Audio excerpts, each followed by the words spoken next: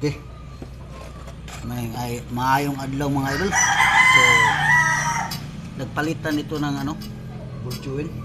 May sira, muntik na disgrasya yung driver nito, may-ari. So yung gulong pagka ang nasisira ito yung tinatawag natin na bultuin. Ito. Yan, kumalas.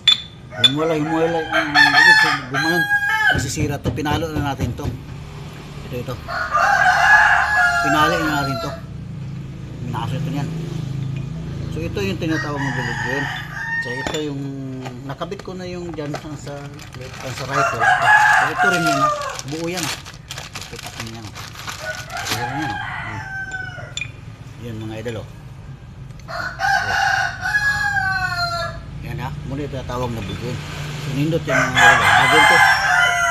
So ang post natin mga idol, anong masisira yan?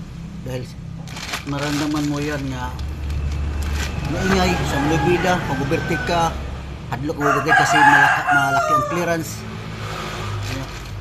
Ug sarap po, maingay.